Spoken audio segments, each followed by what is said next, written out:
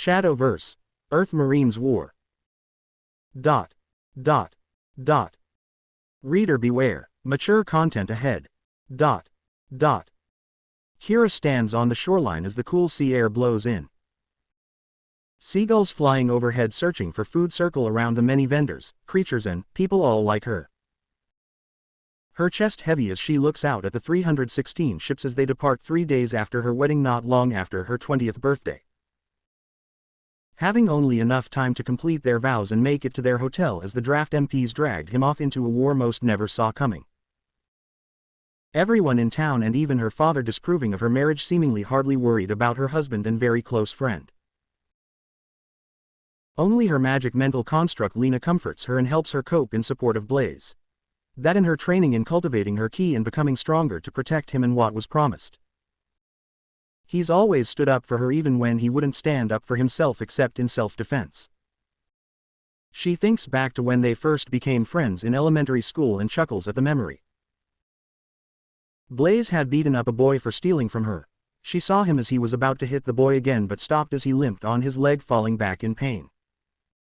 Blaze instead getting the small item back. Damn it, buddy. Don't you know it's wrong to steal from such a great girl? He said, looking over at her with a smile. The boy gets up and hobbles away, threatening Blaze. Feeling upset, she said, "You stole it from him anyway. I was just taking what wasn't yours." The boy glared at her, saying, "You'll get yours too, don't worry." And Blaze looked at him like he was crazy. Then waved to her from 20 feet away, motioning to kick his good knee. The bully had tried to shove her as she giggled at Blaze, and before he can even lay a hand on her, Blaze moved next to them in a flash, grabbing his wrists and said, "Kira, kick this jerk's good knee. I'll do it too hard and then he'd need help." Kira blinks, feeling something strange yet. Something like familiarity and something like wanting to protect. Till then she hadn't felt such a thing about anyone. In a decisive moment she glares at the boy, wondering why he was picking on them. She smiled with a nod, saying, "Okay," and gave his good knee a hard tap. Trying to put weight on the other leg, he fell down in pain as Blaze then said, "I don't care what you say about me, but don't hurt my friend, got it?" She wipes a happy tear, remembering the glowing purple stone as he handed it to her. "It's a cool rock that glows. Might have some magic in it. I want you to have it," he says, smiling as the school bell rings. "I got your back," he told her, making her feel so happy. "Hey Blaze. You want to be best friends cause, doesn't matter cause now you're stuck with me, kid," she said to him. As they quickly ran off to watch the reclusive mages, monks and martial artists practice. Blaze smirks. "We're the same age though, dum-dum." She chuckles at the warm memory as tears roll down her cheeks and she wipes them away. "You better come home, Blaze. Please. Come home alive," she projects to him, mentally struggling a little to push the energy far enough as it connects. She smiles tearfully as he sends back a nod so clear, "Don't worry. I wouldn't leave my best friend all alone. I love you, Kira. Don't lose yourself and be safe." She nods, readying herself for whatever comes. "I have to get better at cultivation and control of my ki so I can help him control his better when he gets home," she thinks. Dot. Dot. Dot. Blaze smiles, impressed, hearing Kara's message loud and clear as tears fall to the armored floor of the 400 feet transport ship Miram 01. He tries to steady his nerves as the ship rocks in the waves. The men around all sit in a hushed fear and tension. He looks at the M4 rifle he'd been given and lets out a sigh of disgust. One of the other soldiers recognizes him and smiles slightly. "Hey buddy, remember me? Mikhail. Damn, didn't you just get married? You know, I wish I had a girl like yours waiting at home." He pauses, seeing his fear. "Look, I know I can be annoying, but we are brothers. I was just made in a lab. I can tell you don't want to hurt anyone. But Blaze, if we don't, we will die. It's a battlefield, for real," he says to his DNA donor to the military cloning program from 20 years ago. Blaze feels bad for not recognizing him and sits next to him. "I know, no more training rounds and padded training rings. I'm sorry, didn't mean to ignore you, just In my head, I don't know if I can kill a person. I don't wanna know, he says to Mikhail, who nods. I get it, I do, Mikhail says, reaching over to squeeze Blaze's shoulder. But if it comes down to it, and we gotta protect our brothers, you'll do it, or look at it this way, man, if it's a matter of you or them. You want to see your wife again, right? Blaze nods. I'm not even used to it. We were always good friends and we just never called it what it is. We haven't even consummated it yet. The war interrupted everything quite literally. Just hope me and her work when she's comfortable taking that actual intimate relationship step, he says, playing with his ring. Mikhail nods in a grimace. Yeah, war sucks. I've seen you two though. If anybody would be good, it's you two. And I'll make sure you get home. Just watch my back and give me some warning if you see enemies but can't shoot, be a lookout, he says, patting his back. Blaze, feeling better at his brother's support, nods. Deal, he says, shaking his hand. 500 miles away from the Muramo 1, a fleet of 40 enemy vessels plows through the 50-plus foot seas. Captain, enemy fleet at 500 miles and closing. The radar operator calls out. The lead ship's captain wipes his hands of blood and then brings up the weapons systems. Nice. Weapons room ready. The 100-pound rail guns, radar get us a firing solution. Don't hit the Muram directly. Disable it, and if our targets die, well, this won't be a long war anyway. There's more out there like them, he says from his seat. At the bow, icy, almost glowing electric blue eyes scan the horizon. The 40-vessel strong fleet's smallest ships being almost as large as the Titanic, magic and technology aiding in their operations. The largest of which lumbers behind, its mountainous presence matched by the horrors within the prison ship's hull. Bristling with defensive and offensive weapons inside its cavernous interior and out.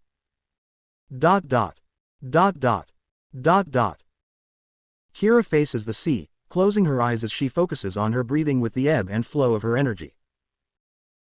She concentrates on the feeling of her hands as they connect with the duck she's holding, feeling its heartbeat beneath her touch. She opens her eyes as there's a massive splash in the water. Managing to see a burning streak fly towards shore, impacting a building nearby, collapsing the structure.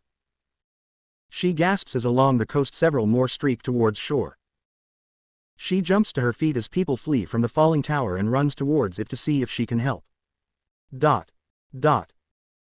Reaching the scene, unable to see through the dust and dirt in the air as people run in fear, screaming and shouting. Looking around, she begins to feel panic. Her chest tightens as she takes a few deep breaths to steady herself. Once calm enough, she uses her sensing ability to see through the dust and search the rubble. As she searches, she can sense voids and comes across a life force in some rubble. Sensing the fear and pain emanating in their aura, she winces. As she rushes to try and help, the rubble of the building shifts, closing the void. No, she cries in shock and pain from being connected, feeling a phantom sense of their experience.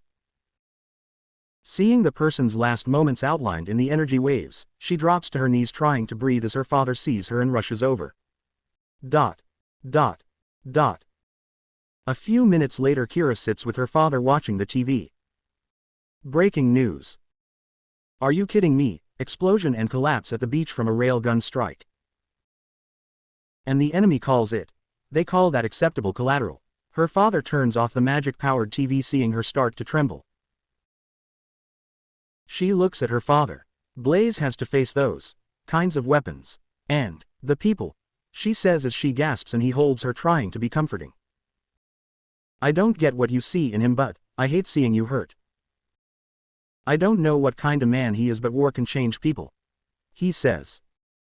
Kira nods slowly. I know, she whispers, tears welling up in her eyes. But he can control himself. He won't let them turn him into a monster. Her voice cracks, and she buries her face in her father's shoulder, sobbing uncontrollably. 500 miles away, the Muramo 1 makes another hard maneuver, taking evasive action. Incoming enemy fire, all hands brace. An explosion drowns out the warning as soldiers in the ship are battered as a plume toward the rear lifts the props 50 feet out of the water. The water around the ship explodes, dozens of smaller follow-up hits rattling the hull, punching holes in the armor. Blaze having the wind knocked out of him as the floor rushes up, slamming into his back. A stunned Mikhail appears, reaching out a hand, they and their men in freefall a moment before they slam back down. Blaze's nearly unprepared brain, rocked by the impact, dazing him a moment. As the ship lists and settles, he looks around the room in disbelief. How did they? He asks Mikhail as they look around at mostly dead and soon-to-be dead brothers in arms. Their energies fading quickly. Mikhail lowers his head. They're human like us, but we're a lot tougher, remember? He grimaces, rolling as water starts covering the floor. I'm not drowning, man. Get up now, he says, grabbing him by the arm and pulling him into a run. As the two men run down the hallway, the water and bodies quickly rise to their waists as they come to a hatch marked engine room. Mikhail curses under his breath.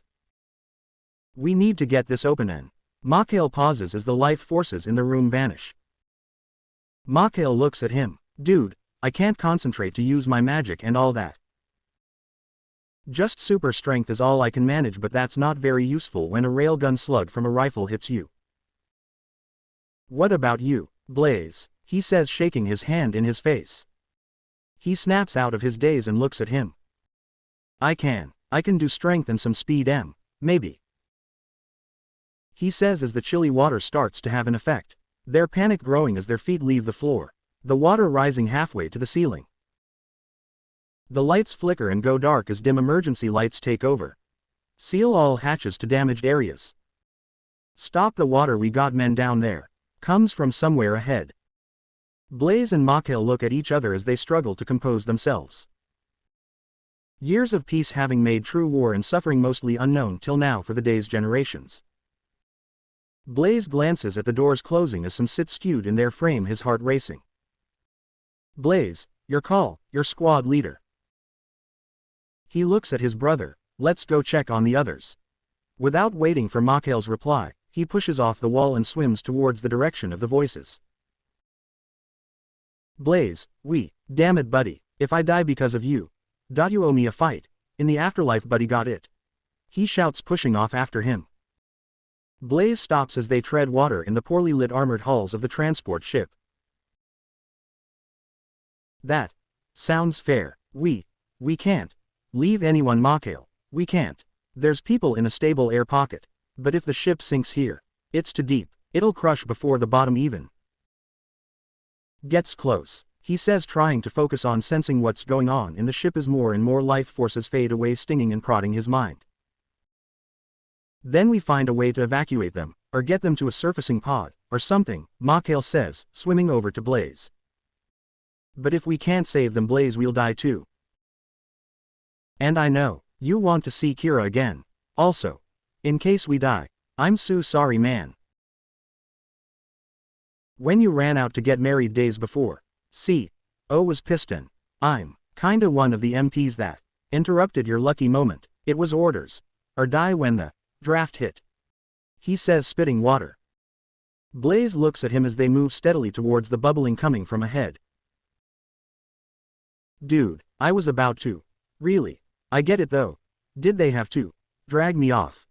Not your fault, man, he says as the two of them look around, trying to think of a plan as they tread water, using the wall to move. Actually, I did that part too. Figured if one of them pulled you out of bed they might die. You hit me pretty hard too.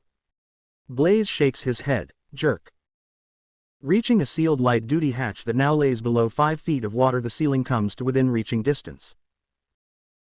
Blaze takes a few deep breaths as he feels the air in the hull compressing and dives under as the ship creaks and groans. The muffled voices and banging from around the ship pulling his attention every direction. As Blaze reaches the door, he can hear the muffled banging and screaming of men inside as most panic and some are calm but scared. Feeling their emotional vibrations buzzing and zipping around frantically. He pales at thrashing he sensed as they approached. As a man inside screams, "Stop! You're drowning him! Stop it!" There's a loud pop and Blaze flinches as 2 lights go out almost at once. Why, they're on the same side, he thinks as he hears Don't look at. Look, I had to. I tried. Save him. She drowned my. There's another muffled pop and a third life force vanishes from the 20. Blaze grabs the door handle, seeing himself from outside his body, but the door frame has deformed from blast damage, wedging it closed. I have to get it open before the water fills in and pressure equalizes her, he thinks. Blaze can hear various voices more clearly with his sensibility. Loud banging and small arms fire of the terrified all around. Unable to filter out their thoughts. A calmer voice accepting yet scared. Heavenly Father, be with us, a man with hope, we're in here. Help us please, a man who fears the unknown soon to be known. I don't wanna die. Suddenly a straining vibration echoes through the submerged hallways as Blaze feels the pressure skyrocket and the door groans. No, I couldn't save them, he realizes. Mikhail pulls Blaze away from the door just as it implodes inward and they are pulled into the room. The water inside explodes into chaos as the air auto-ignites. The shockwave causing Blaze to black out momentarily. Coming to as the current settles, Blaze looks around the brownish-red gunk-filled water for the survivors. Taking a dazed moment to realize they had been pulverized against the walls and ceiling. The mush of their bodies floating around him. Blaze tries to process the horror before him as he pieces together what happened. His lungs start to burn as Mikhail appears with a breathing apparatus. He puts his head close to Blaze's as he puts the mask over his face. Blaze, listen. Can you hear me? He says mentally. Shake your head if you can hear me, he asks in a fraction of a second, using their proximity and mental time dilation to communicate easier. Blaze nods. Yeah, he sends back. Mikhail then sends. These masks aren't mixed for this deep. We have to compensate for the pressure with our energy or we will die sooner if we don't die later. Got it. Focus, Blaze. I've done it before. You've done it in training too, we can do it. Just focus, buddy, we can do this. Nodding grimly, Blaze focuses on his own breathing and steadies himself. He closes his eyes, taking a few deep breaths in the mask through his nose and out his mouth, concentrating on slowing down his heart rate and focusing his energy. As he does so, he feels his ki begin to build up within him. Mikhail grabs his shoulder as the ship shudders, hitting the bottom. He finds the communications power button as they feel a ghost of each other's emotions through the mental link. You ready, buddy? We got this. He looks up. Just know, it's going crazy up there. Ours and the world's whole fleet just got attacked. We have no clue how many of our ships are still in the fight. Blaze nods and takes a deep breath, feeling his body tense with stress as he prepares for the onslaught that is sure to come. All right, let's do this, he says grimly before exhaling slowly. 1 hour later they exit the Muramo 1 as no survivors could be saved despite their best efforts. As they swim towards the surface, Blaze senses men from other ships in the water, frantically clawing for air far above as they begin to slow. Recognizing many key signatures. Explosions and cannon fire riddling the ocean surface. Another large allied ship takes a direct hit as Blaze starts to get lightheaded. The death and suffering distracting him, his vision blurs as they ascend further, finally seeing visible light. Mikhail, I can't focus, he says as he blacks out trying to catch his breath. The cool night air betrays the scene. Blaze, startled by the feeling of being yanked back to consciousness, is disorienting as he coughs up seawater. Screams under the roar of jets accompany the cacophony of dreaded close-up ship-to-ship combat and anti-air. He drops his head, looking up at the dim stars in the red-orange glow of burning fuel and ships. For a moment he doesn't know where he is as Mikhail looks down at him in relief. They both flinch as an F-18 streaks by at Mach 2, crashing into the water, followed by a line of orange 30mm tracers that pepper the area. The Su-57 in pursuit pulls out of its dive, deploying flares, banking to late to avoid a missile. The jet exploding close overhead as shrapnel peppers the hull around them, killing several men. The shockwave stunning them as it passes. Blaze looks down at a gasping man hit by a 30mm round in his gut as he passes away. Trying to get up, he slips in the blood and gore around him. Recovering quickly, Mikhail points to a shoreline half a mile away. We need to get off the water. He stops to laugh. We're sitting ducks out here. Unless we can use our speed to run on water. Think you have enough in you for that, buddy? He says as the chaos intensifies. Blaze nods, wincing as he pushes himself up. The pain in his chest and legs intense as he pushes past it, focusing on the need to get to safety. He glances at Mikhail, noticing the exhaustion in his movements. He suddenly has to shout as a hypersonic bomber passes overhead at Mach 4.5. I'll try. Thanks for saving me back there, he says as the bomber's strike impacts a nearby capsized ship with hundreds of defenseless men on its hull. The parachutes dropping away from the munitions as they pierce the hull. What are they doing? They can't even fight. Blaze shouts as the blast from its ammo lights the horizon, then fades back into the glow seen by all nations' shores. Blaze and Mikhail brace against the shockwave and are knocked off their feet along the hull of the ship, waves and spray battering the area. Breathless and gasping they look around as the devastation reaches its climax in the seas. Well, buddy. Can't get any worse though, right? Dot. Dot. Dot. From the shore back home away from the front lines. Kira sits in the sand on her knees in shock at the raw power and destruction of this once more peaceful world's militaries. Looking out over the water, suddenly there are dozens of instantaneous invisible light pulses across the horizon and in more advanced nations. She looks away instinctually before the bright fireballs of nuclear detonations light the skies of the world. All the power going out across the planet. As she watches the clouds rise, a pressure wave races across the ocean. A loud shotgun-like series of pops shake the area, knocking the wind out of her and shattering windows in the city. Magnitude 6 earthquakes shaking localized areas around ground zero sites as billions perish in moments. Dot dot. Dot dot. Dot dot. Almost a year after the nukes fell. Her blue eyes study the POWs. Zara shrugs. Doesn't bother me any. Who knows, maybe we could fight someday if it bothers you that much. Non-lethal tournaments sound fun. You'd have to reach me though.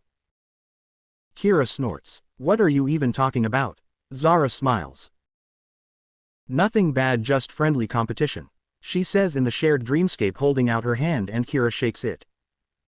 As Blaze is led back to the cells, Mikhail can tell. I'd say way to go, but stuff like that can change people even if it's the ones actually together, he says. Not that I think you guys would change if you and Kira did. I'm gonna shut up now, he says, feeling how Blaze looks. Kira thinks about what Mikhail said as her unseen astral form returns to her room. Suddenly feeling fear and worry rise in her chest. Dot. Dot. A few days later, the prison ship approaches the Allied shore. Official news pushing the prisoner release is a sign of good faith in international relations. As the massive ship almost the size of a mountain drifts into view, Kira awaits Blaze's return, feeling nervous and scared. Dot. Dot. Dot. The imprisoned soldiers are lined up as Blaze looks around. Mikhail, what doesn't look right here? He says, studying the wide open area. He looks at Blaze. There's no door, that I can see, the guns. Okay, maybe they planned on a riot, can't fault then for that. But Zara. She's nervous, very nervous, like tapping her finger and foot like I haven't seen her do before. He pauses, thinking. Then looks at Blaze. We're being made an example, aren't we? And you just. Blaze holds up a hand and cuts him off. Basically, if we're right, then I cheated on my wife for nothing, he tells him. Mikhail shrugs. Hey, maybe we're just being paranoid. Blaze's gut tightens into knots as he projects to Kira, who isn't in the astral. Kira, if you can hear me, use your mind reading on Zara. Check and see if things are going to go as planned. He sends poorly.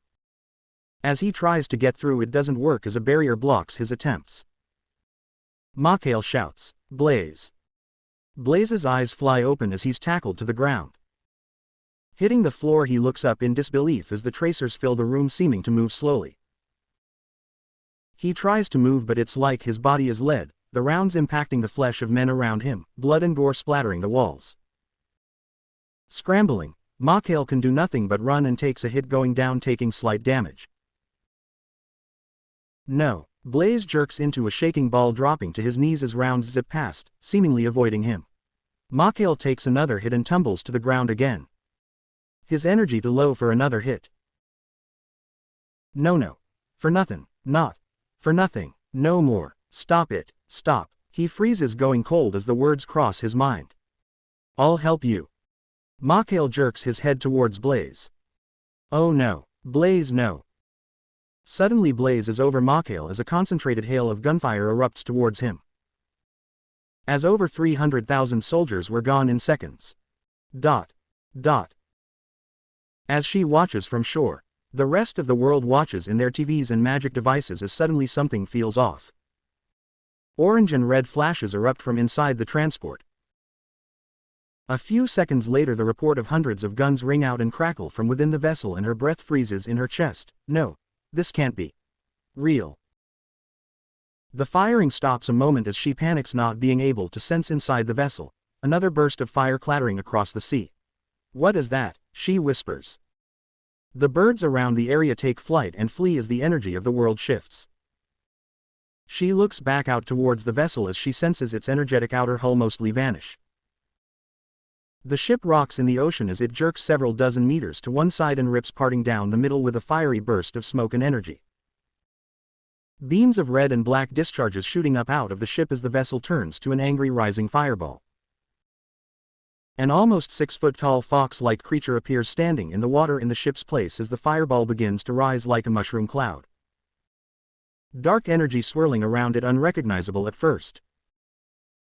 The creature twitches, looking around, pulling in the ocean towards itself and blowing it away as it takes long breaths, chaotic energy filling the air around it. Suddenly it vanishes as a plume of water takes its place and explosions detonate across the city.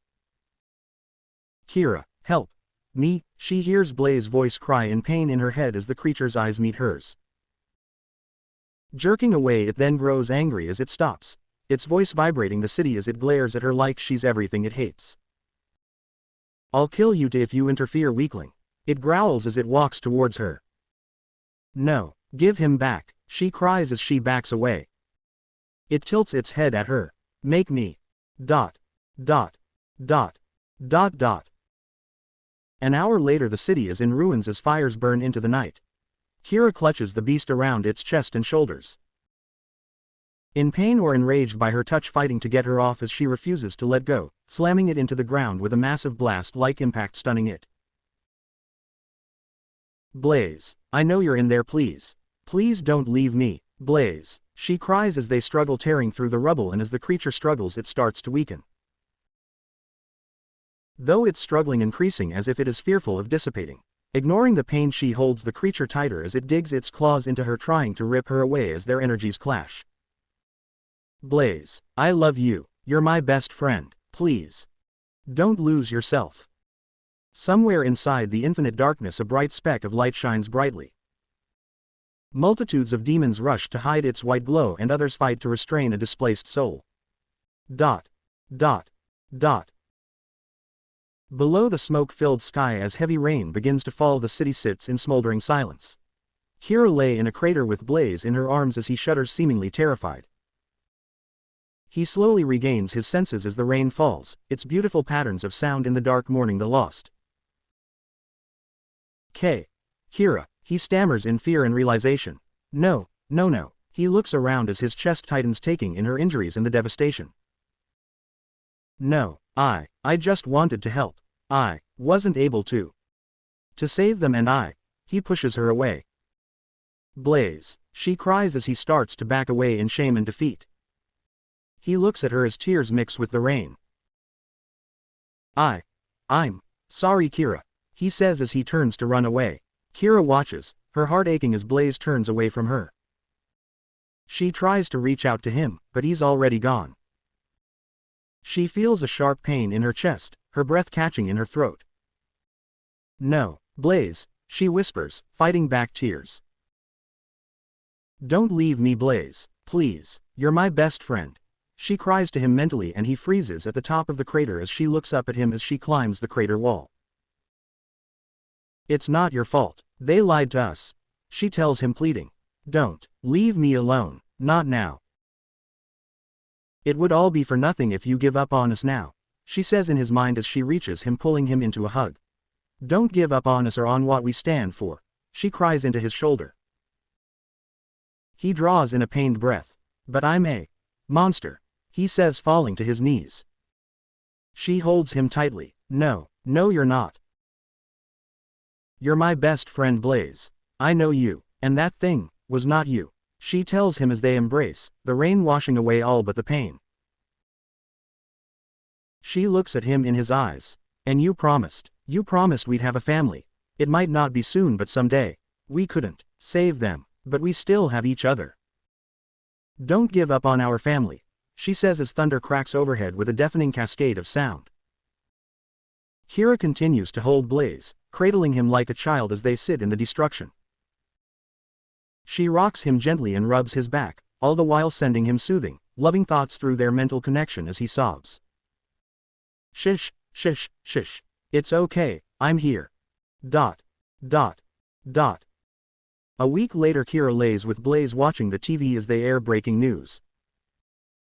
In a strange twist and a world first, the world's new leaders have ruled in favor of banning weapons such as those used in the war. In favor of magic, as well as each nation free to compete in a new system.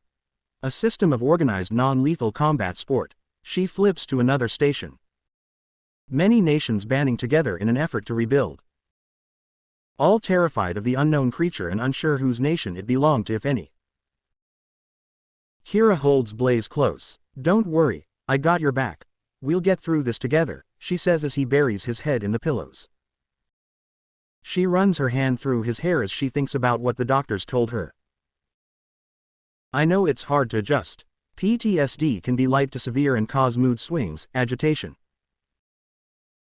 detachment. She shakes her head, trying to push out her own traumatic experiences, and holds Blaze closer. You're stuck with me. You hear me? She whispers, kissing his forehead. He nods as he trembles slightly. Thank you for saving me, Kira. She tears up. I couldn't lose my best friend. I never want us to change. As he lay there in her arms, her words echo in his head as he looks at their wedding rings and thinks. I'd call me a friend too, after such betrayal, he thinks. Kira watches, her heart aching as Blaze turns away from her. She feels a sharp pain in her chest, her breath catching in her throat. He just needs to rest and get his focus back, she thinks as the world outside begins to rebuild. The once shunned magic users of greater ability now helping nations rebuild as their unseen leaders give the okay to openly perform spells and teach others. ... As they walk the beach a few days later, a young man walks up to them, eyeing Blaze. Well, if it isn't a coward. You should have died with your brothers on that boat. What a disgrace. Kira feels her anger flare, turning to the man, looking at him with fury in her eyes. Excuse me, she says in a low voice, narrowing her eyes at him. You have no idea what happened or what he's been through. You're just an ignorant piece of dirt. Blaze puts a hand on her shoulder. Hey, it's okay, he says. The man chuckles. See, he can't even deny it. Wouldn't doubt that you're as cowardly as him, he says, pushing her. And in a flash, Blaze punches him in the face, dropping him to the sand. I don't care what you say about me. Leave her out of it, or I'll make sure you learn to keep your hands to yourself. He fumes. She grabs his arm to save the poor guy, dragging Blaze away as the man continues insulting him. Come on, he's not worth it, she says as they leave the man behind. She can't help but smile a little as Blaze looks at her and says, smirking, yeah maybe, but the jerk deserved something. She notices his mood shift and follows his gaze to the burned-out prison transport ship resting on the ocean floor as charred artifacts reach above churning waves. His breath hitches in his throat and he has to sit down. She sits with him in the sand and puts an arm around him as he tries to catch his breath. Blaze. What happened out there? She asks, having only seen bits and pieces, as Blaze would sometimes put up blocks to keep her from seeing the things he has. As Blaze struggles to breathe, Kira gently rubs his back. It's okay, you can tell me. We're in this together, she whispers, her voice soft and reassuring. Slowly, he begins to share the horrors he witnessed on the ship, and the details of their escape. By the time he's done talking, all she can do is sob and hold him as they cry together in the sand. A while later, as she wipes the tears away, she looks up to see a familiar face. Blaze, it's Mikhail, he made it, she says in surprise. Blaze gasps, looking over, then rushes across the beach, grabbing him in a hug. Where have you been? I thought we lost everyone, he tells him. Mikhail looks a little surprised by the emotional outburst but hugs Blaze back. I'm here now, I made it thanks to you, buddy. He pauses, glancing over at Kira. And it's good to see you're both okay. After he says, feeling awkward. As the three of them continue to reunite and catch up on their harrowing experiences, Kira can't help but feel a sudden, unnerving pang of jealousy. She tries to push it aside, but the feeling only grows stronger as she watches Blaze and Mikhail exchange stories and laugh together. Blaze shakes his head as Mikhail admits he was a little jealous. Nah, I think she liked you more. Think about it, you're alive and they got rid of who wasn't useful early. Maybe she was protecting you and just following orders at the same time, he tells him. Kira listens, her expression growing more somber as she takes in their words. A mixture of hurt and anger rises within her. Part of her wants to believe that Blaze is completely loyal to her, but the other part can't help but wonder if there's some truth to what Mikhail says next. Seemed like you liked it though, he says, joking around before realizing his mistake as Kira slaps Blaze first and kicks Mikhail in the knee, shoves him over, then angrily sits facing the ocean. Mikhail rolls on the ground holding his knee a moment. Ow, I was joking, he says, tearing up. Blaze hesitantly moves and sits beside her. Kira, the only thing that got me through any of that was you. If there's one thing I enjoyed about all this, it was having you there in my mind. I wouldn't do that to hurt you. I didn't want to because I didn't want it to hurt you. And all those men and women. He says, feeling even more ashamed as they had failed to save all but one and so many perished to the monster that pain had created. She wipes her tears and hugs him. I know, it wasn't just you, I pushed you to save them. It's not your fault they lied, she whispers. He returns her embrace. It is my fault though that the city was destroyed. I gave into that dark power you always say not to. It said it could help save them and I trusted it, he says, losing his breath. Kira squeezes him tight, not sure what to say. She's glad he's alive, but the truth about what he's done, and what they both have done, weighs heavily on her heart. After a few moments, she finally speaks up. We'll find a way to make things right. Let's go around and help people from now on as a start. And I can train you in magic and key control. We can join the new yearly tournaments when we get good enough and travel helping people like we always wanted to do. And I found something out. Watching all those monks and stuff together must have helped a lot. 'Cause I'm basically expert. Borderline legendary level according to the new charts they put out. So I can actually be your teacher, she smirks. He grins, feeling warm inside as her words sink in. Just like old times, only, instead of best friends helping each other, it's best friends helping the world, he says. Mikhail taps them both in the head. What am I, a ghost or something? Blaze taps his knee with his elbow and as he lifts his leg, avoiding it, Kira give the other a light punch and he falls to the sand again. As Blaze and Kira burst out laughing, he rubs off the pain. Hey, see, my fault you to even know each other. What was so great about that dumb dull rock anyway? He says as he recovers, sitting beside Blaze. Blaze looks at Kira. You still have it, she nods, grabbing it from her pocket and holding it in a fist. It always shines a brilliant purple color, she says, opening her hand. Mikhail can feel an energy coming from it. Looks like a plain purple polished rock to me. How do you even know I took that thing? Blaze chuckles. I see its glow too. It's how I knew exactly where it was. And how she saw it in your trash-filled pocket. It glows even brighter if it's held close to someone who doesn't own it too. Good for tricking people as well. Ever gets kidnapped and need help? Hide that on them. It also has the flow pattern of energy she likes so much and made her own. No one else can see the flow, but they can feel the energy it has.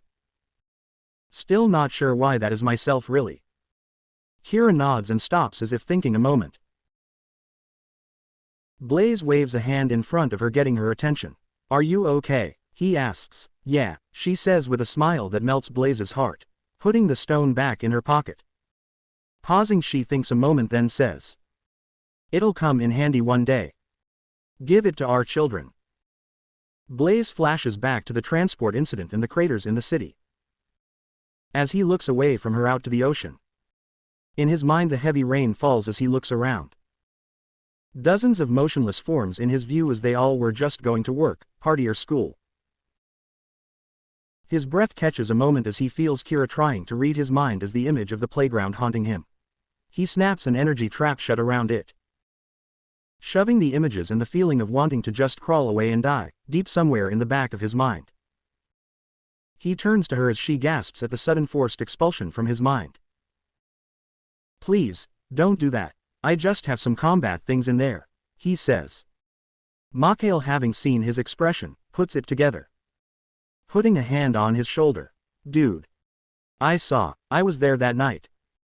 Almost died too, but I know that wasn't you. Don't mess this up by being so guilt-ridden. It's not a good look for you, buddy. And how dumb would it be if you lost a woman that tried to help you save our guys? She failed just as hard as us, buddy, remember that, he says mentally. 5 years later, Kira and Blaze stand on the edge of the massive series of craters, staring out at the empty space where an almost ancient kingdom had been. The buildings, the people, the laughter, all of it destroyed before the war in another series of nuclear strikes, killing Blaze and Kira in their last life long ago. Kira looks at him. Sure you're ready? I can tell it hurts you. Hurts me too. We just can't give up. And we have each other, she says, smiling. He sighs. You think people would actually come back here? He asks. Shrugging, she smiles slightly. Doesn't matter if they do or not. If we can do it, we should try and rebuild it, not sure how though, she says as they walk towards the nearby town. Kira pushes him off the trail and he pulls her with him. In an instant, they find themselves in the middle of nowhere. Trees surround them, blocking their view of the path they left. They both stand awkwardly, confused by the sudden change. Well, he begins, scratching his head. That's unexpected. Who dares to cross our path? A voice says from behind. Kira whirls around, instincts honed from years of training kicking in. Who's there? She asks, voice steady. A soft feminine voice floats from the trees. No need to be alarmed, another says. We mean you no harm. Kira turns towards the voice. Well, why did you? She stops as a person's outline enters the distortion magic with them. As they become visible, her emotions flare as Zara appears.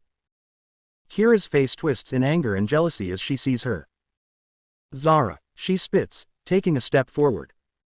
What do you think you're doing? Why did you bring us here? Blaze glances between the two women, confusion briefly clouding his features. Kira, this is a chance for all of us to start over. To put the past behind us, she says, her voice almost pleading. I want to make things right between us. Blaze frowns, clearly unconvinced. Your people promised to free our guys if, he says, but is stopped by Kira raising a hand. Where's Blaze's son you wanted so badly? She snaps. Zara's eyes narrow as she glares at her. I never wanted this, she hisses. But running into you, the timing is convenient. The other nobles are eager to see their hero reunited with his heir. Kira raises an eyebrow. Hero, she asks. The woman shakes her head. Their whole plan was to look like they chased off the fox demon after it killed all the prisoners. They tried once before to, when we were kids, make you use that power. They look like heroes now. And Blaze was their scapegoat, she says, seeming ashamed herself, then it quickly vanishes. Blaze and Kira walk on opposite sides of the trail as they follow Zara and her protection detail. Blaze looks at Zara curiously. Are you like a queen or something? Only to my people, she responds with a smile, glancing back at him as she continues to lead the way. Kira watches her and Blaze closely, her eyes narrowing slightly, then storms off ahead. A dainty voice draws Blaze's attention to a woman he hadn't noticed till then. What's her deal? The young red-haired female soldier asks. He shakes his head. She's jealous, I think. The young woman looks at him. You know that means wanting what you don't have, right? Kira hears an oddly familiar voice say. Turning back, she raises an eyebrow, shaking her head. What's she doing here? She thinks to herself, confused. ...